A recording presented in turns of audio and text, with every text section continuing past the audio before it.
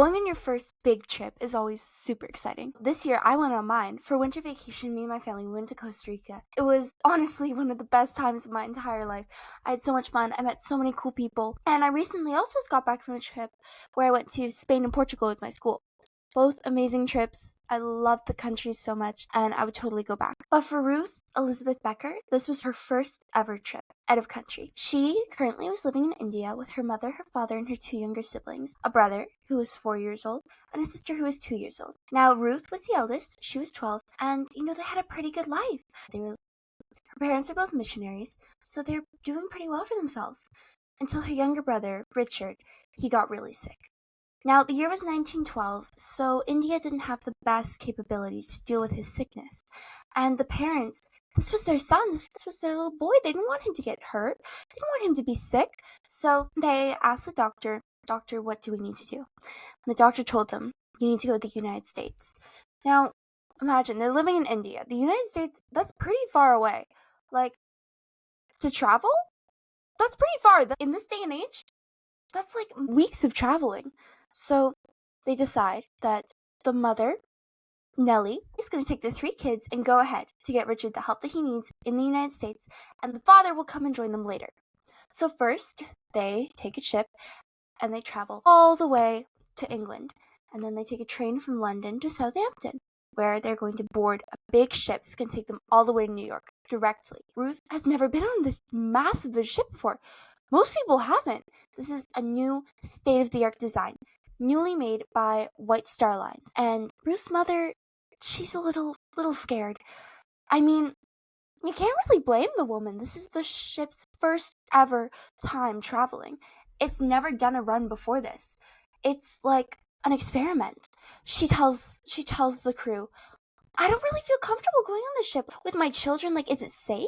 And the crew, they assure her, ma'am, don't worry. This is very safe. We've tested it. It's a very safe watercraft. Now, she believes them because it's their job to tell the truth, and she's their customer, so she's like, okay, well, they wouldn't lie to me because they need the money, and also I need to get on the ship so my son can have medicine. So the family gets on. Now, Ruth has described the ship as being one of the most beautiful places she's ever seen in her entire life. Her and Richard, they just start running up and down the deck. This is so big.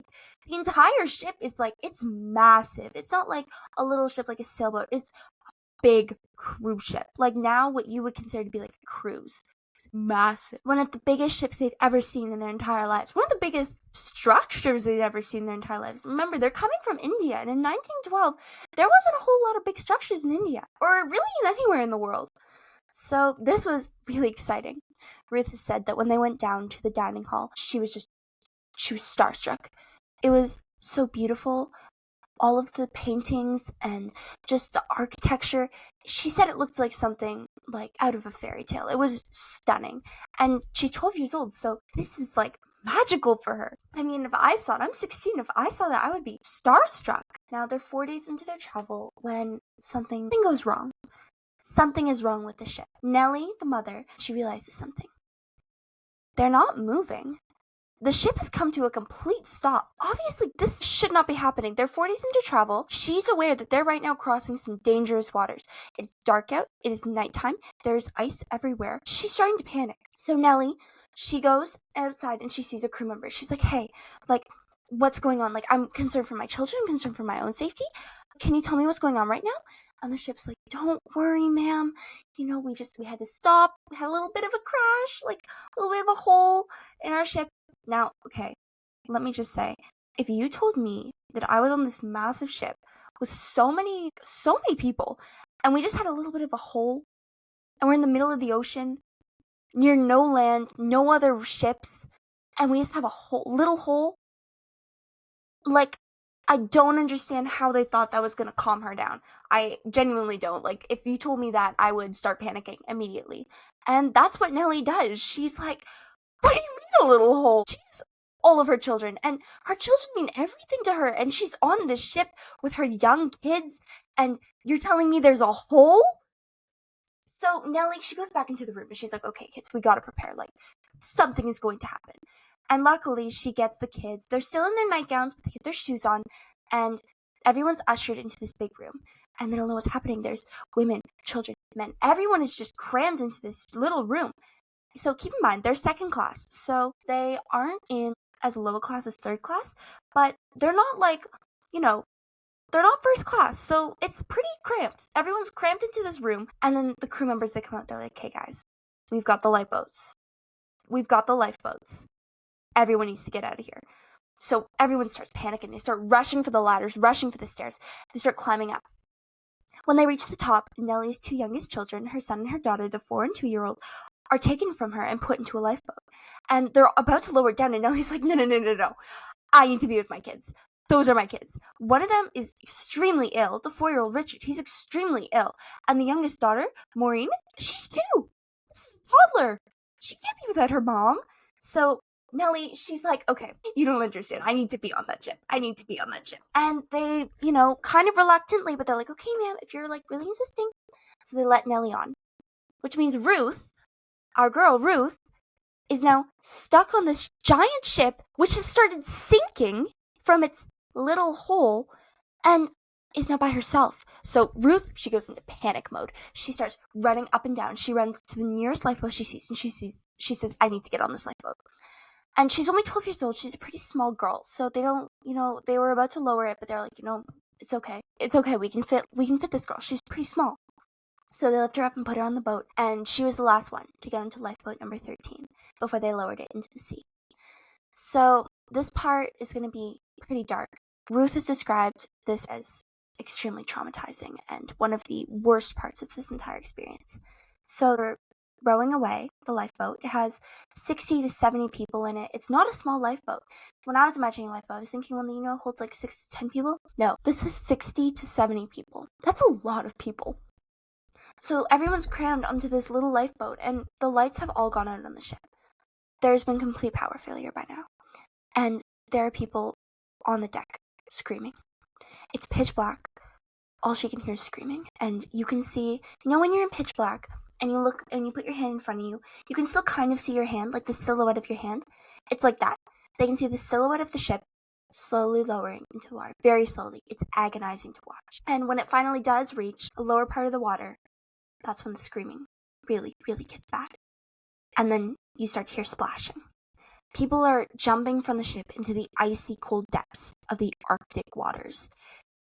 They're wearing, they're wearing their thin nightgowns. Some people have life jackets on, but there weren't enough. Not everyone was able to get one before they jumped. So this is terrifying. It's dark out. You just hear screaming. People are in danger. And Ruth is just sitting in this boat as she is being carried to safety. Now, luckily, Ruth, her mother, and her 2 siblings would all be safe and would live and survive.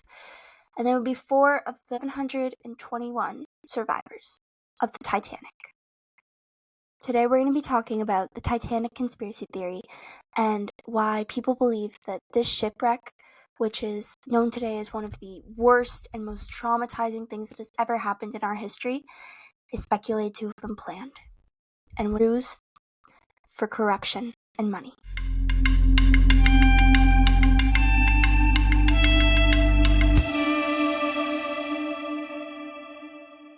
Hello, everyone! Sorry for your ears. I'm so excited. This is my first ever episode of my podcast, Why Should You Care?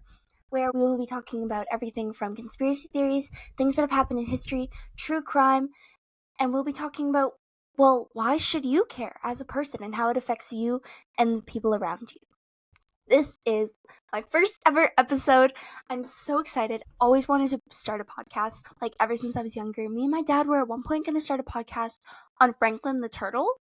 I don't really know where we were planning on going with that, but, now I'm here. I'm making this for a school project. I'm in the advanced English program, and throughout the entire year, we have to have, a personal project that we have to learn from and, have new experiences and new talents from it. So I've decided that this is my project because I was going to do a short film, but I learned that short films are not for me.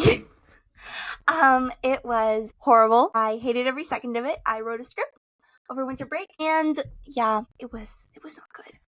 It was not good at all. So I went to my teacher and I was like, Miss, I cannot do this. I need to do something else. And so I went home and I was like trying to brainstorm. So I listened to a podcast by one of my favorite podcasters, Stephanie Sue. She has Rotten Mango, Moral of the Story, and Baking a Mystery. All amazing podcasts. I love them so much. She is like the biggest inspiration. And I was listening and I was like, oh my gosh, I could make a podcast for my personal project talking about things that I care about. And then I was like, it was set in stone, and I just knew that I had to do this. So I recruited one of my really good friends, and she made the amazing cover art that you can see on our podcast. And I had to do a lot of research to figure out how to even make a podcast, because it's a lot harder than I thought. I don't understand how to edit yet. Like, bear with me. I'm a child, I'm a student. This is a learning opportunity. I'm hoping that through the next couple episodes, I'll learn how to edit better and make my quality higher up and, just all overall better. We're going to get better, but this is the beginning and just the start. So today we're going to be talking about the Titanic conspiracy theory. So this is my first episode. I might be all over the place, but I'm going to try and stay as structured as I can be. So let's dive right in.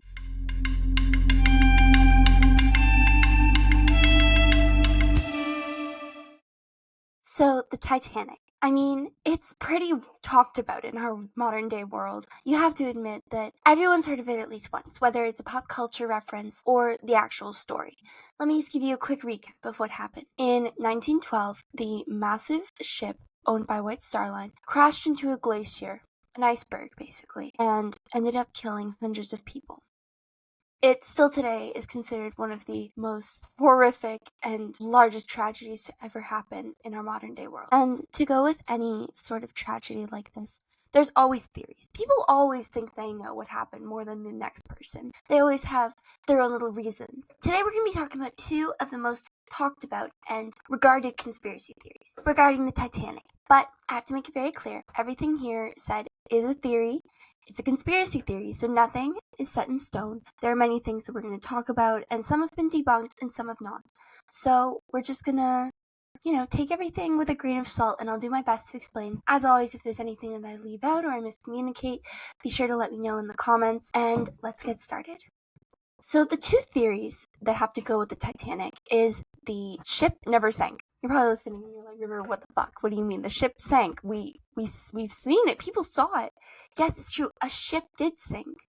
But there's a theory that it wasn't the Titanic. The second theory is that J.P. Morgan, the man who owned White Star Line and the entire company, the one who created the Titanic, there's a theory that he created it to eliminate his biggest enemies. So we're going to talk about that too. In a lot of ways, these two theories end up coming together and intertwining. So we're going to talk about both of them, and we're going to do it in the best way that I possibly can. So the first theory, Titanic never sank. So you're probably hearing that and you're like, River, what? There was a ship and it sank and people saw it and it's been talked about all the time. We're taught in history. We've seen movies. There's documentaries. Like, what are you talking about? So yes, a ship did sink, but it wasn't the Titanic, or at least people speculate that it wasn't the Titanic. White Star Line owned a second ship called the Olympic. Now, the Olympic had been around longer than the Titanic, but they were both made around the similar time. So the Olympic, it was supposed to make 100 round trips. They were going to make their money's worth because it had cost $7 million to build. Now, nowadays, you're probably thinking, okay, well, $7 million is not a whole shit ton of money. $7 million is a lot of money. And at that time, that would be worth almost $400 million in our current times. That is a lot of money.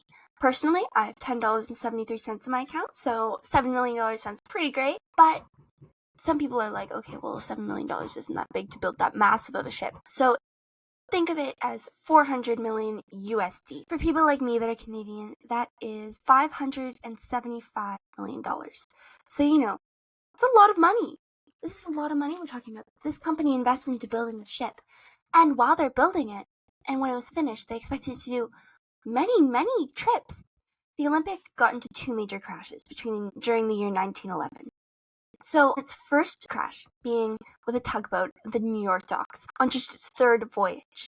So this is its third time making a trip, and at the New York docks, it crashes into a tugboat. This one was the more minor of the two crashes. They brought it to their bank and their insurance company. They're like, hey, Sorry about that, guys. Like, we didn't mean for that to happen. And the insurance company refused to pay for any damages. Now, the second crash happened only a few months later on its fifth voyage. At the docks, as it was departing, it had a collision with a British warship, so these damages were very severe. They were severe on both ships. The British warship, the front was completely destroyed. It was like crushed, like a soda can. And for the Olympic, there was a massive hole. So there was no choice but to return once again for repairs. And the insurance company, yet again, was like, this is your fault. We're not going to pay for your mistakes.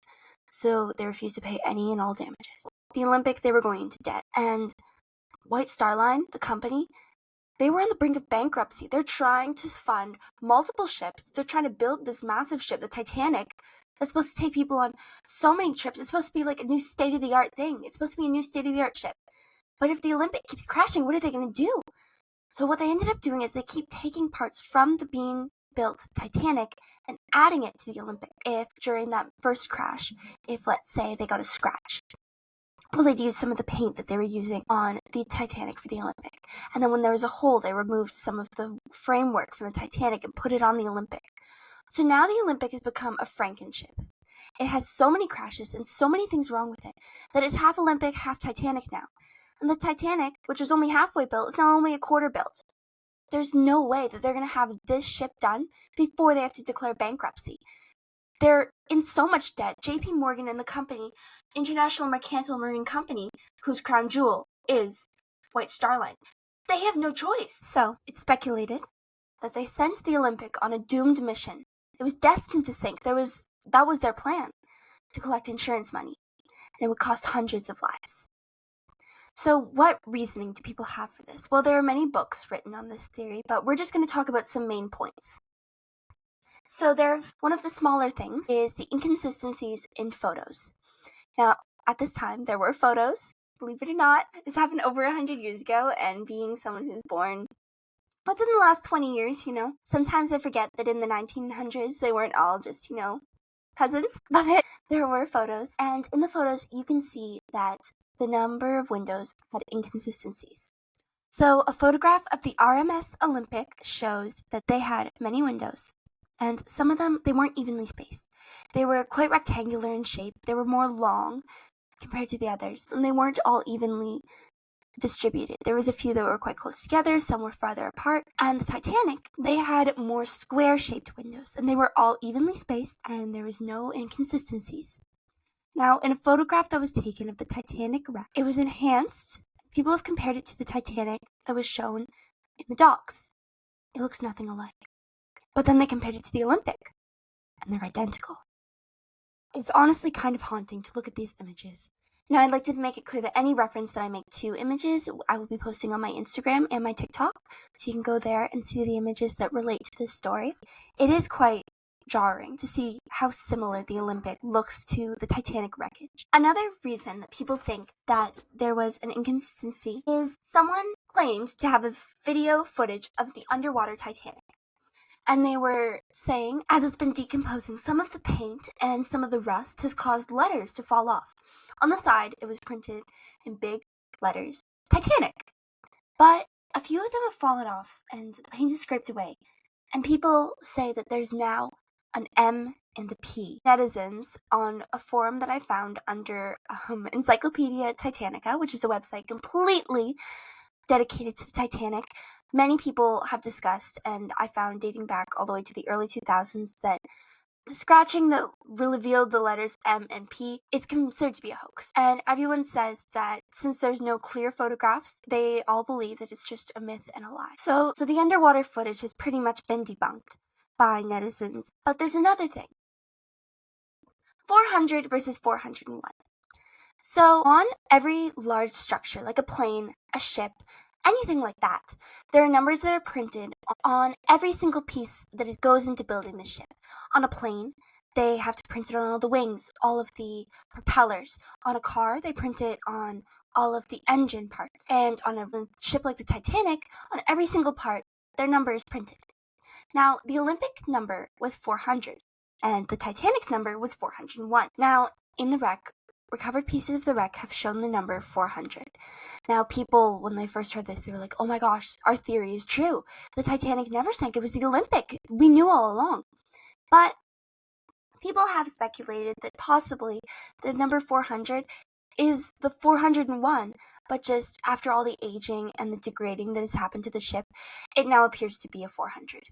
So we have no concrete proof, and I was unable to find any evidence proving this either right or wrong. There was also poor quality of the structure that was reported. So when you're building a ship as massive as the Titanic, you have to use grade 4 bolts. And now there's a story that one passenger shared where he was walking on the Titanic. He was looking at one side. He saw all blue.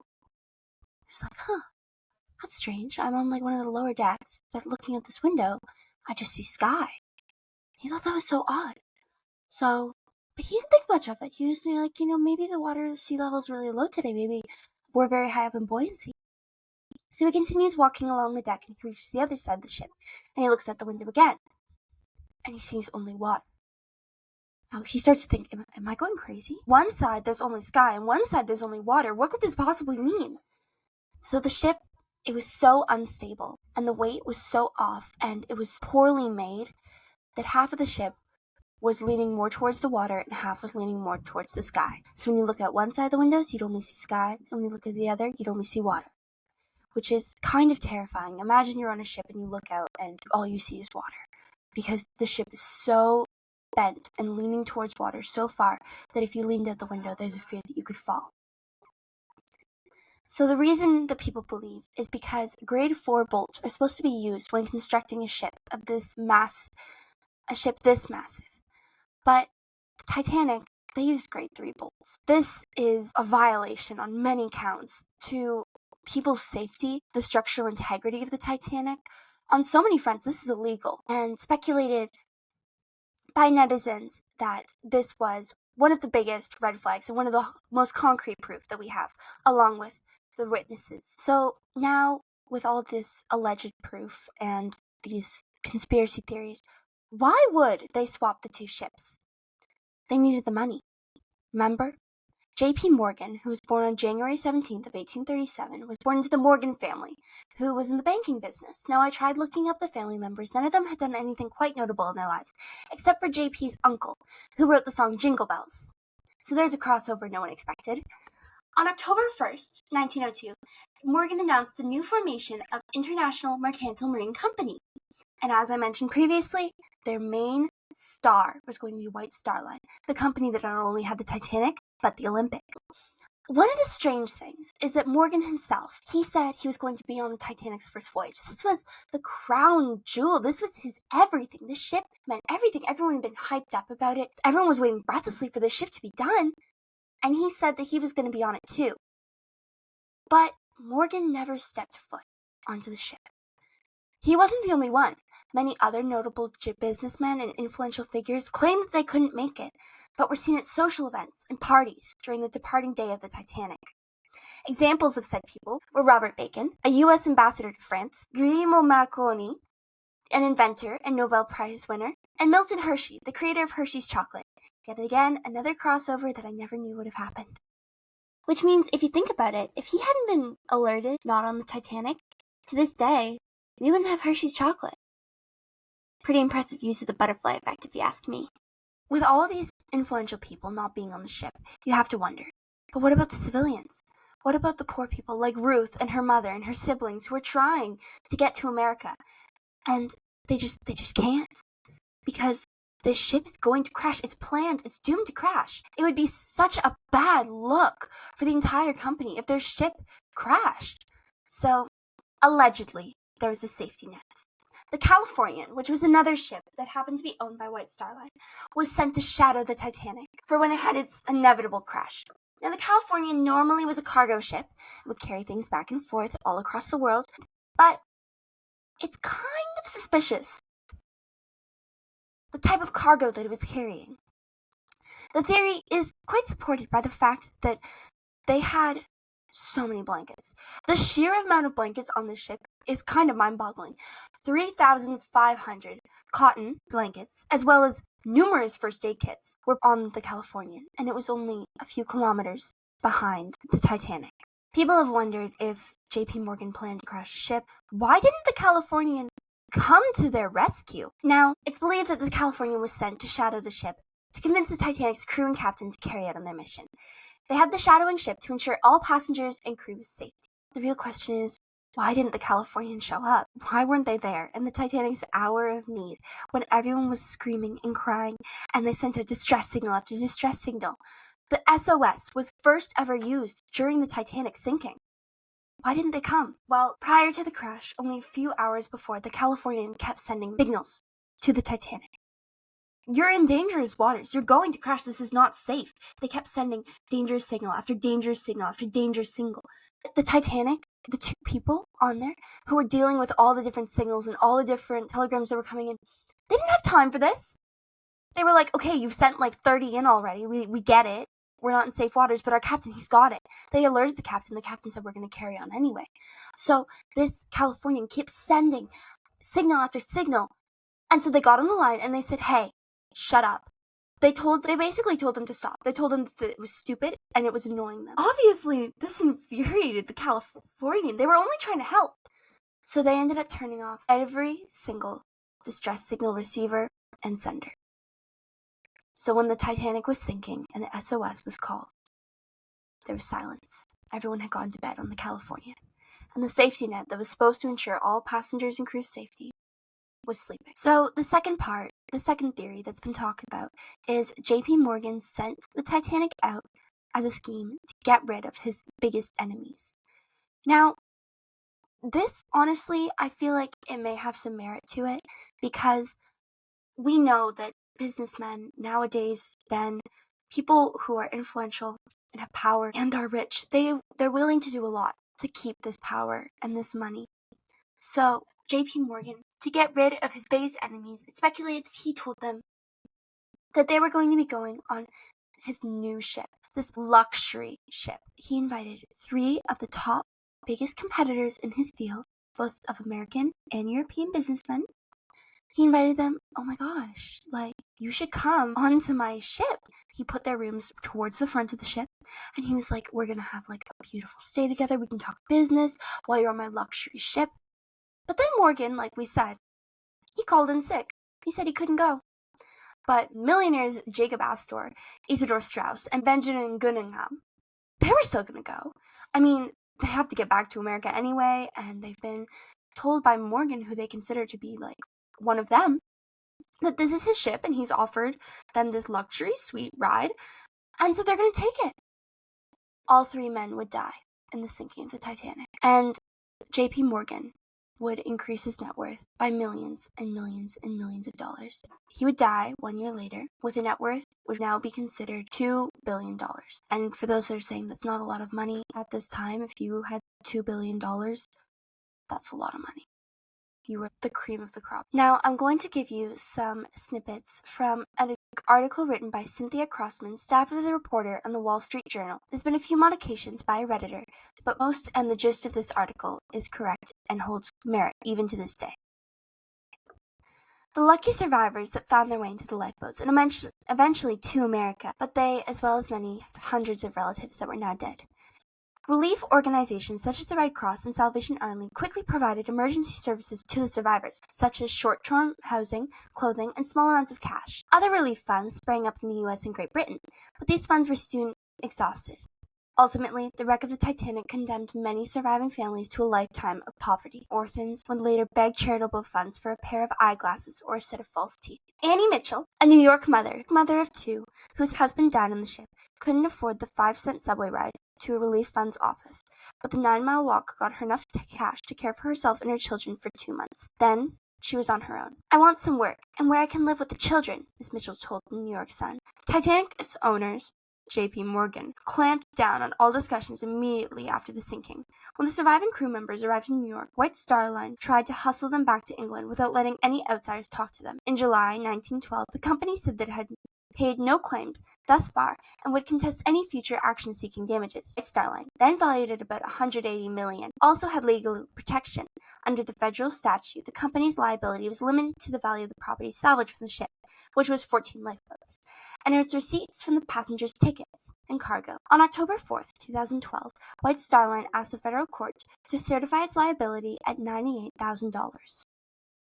A petition would eventually be decided in the company's favor by the U.S. Supreme Court, and the ship itself was insured $5 million. There was only one way the White Star Line could be forced to pay more, and that was if the ship had been operated negligently. Inquiries quickly began in Washington, D.C. and London, but both were tainted by political and social prejudice. Many people would file lawsuits against White Star Line in the U.S. and abroad. Eventually, claims in the U.S. rose to $18 million. Marion Thewe asked for $14,910 for her husband's baggage, but nothing for his life. Now, one does have to wonder the fidelity of that marriage. Charlotte Cardeza wanted $177,000 for her lost baggage, which included 84 pairs of gloves, 33 pairs of shoes. But most of the people who had traveled third class had neither the knowledge nor the means to hire a lawyer. They sought help from the organizations like women's relief funds. Now, after years and years of people suing and asking for money, for compensation, White Star Line and the U.S. plaintiffs finally came to a settlement. White Star Line agreed to pay $665,000, $430 for each lost life on the Titanic.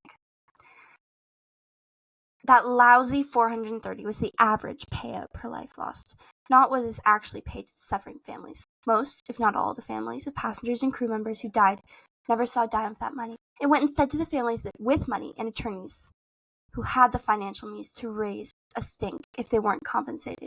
White Star Line won by avoiding the bullet that should have cost the outfit and JP Morgan a whole lot of money. Now, you have to wonder, how horrible of a person do you need to be to do that? And if this must be a conspiracy theory, no one would ever really do that, right? But then, when I first thought of it, I thought about our world, my world that I currently live in, where we have governments that are so corrupt that they'll accept payouts, create whole laws, rip up people's lives, people's livelihoods, people's rights. And I thought of the businessmen in our modern day society and what they've been doing recently. And I realized this could very well be the truth. After all the investigations, they never came up with a concrete yes or no to this theory, and it's still talked about to this day. Now, why should we care? Why should you care that this happened, that this is a theory? How does this affect you? Well, if this happened in 1912, what's happening in 2025? Right under our noses. Right now, in our world, we're facing such unsure and unsafe times, with governments being thrown into chaos, with people losing their jobs, their lives, money, just because some businessmen want to increase their worth. What are they willing to do? What are these people willing to do to sacrifice us, normal people, for their own personal gain? It's something to think about. It's not fun to think about, but honestly, with this day and age, we kind of have no choice. I'm your host, River Marie, and that was Why Should You Care? This was, like I said, my first ever episode, a little all over the place. If you have any questions or concerns, feel free to reach out to me on Instagram, and I hope to see you in the next one. Bye!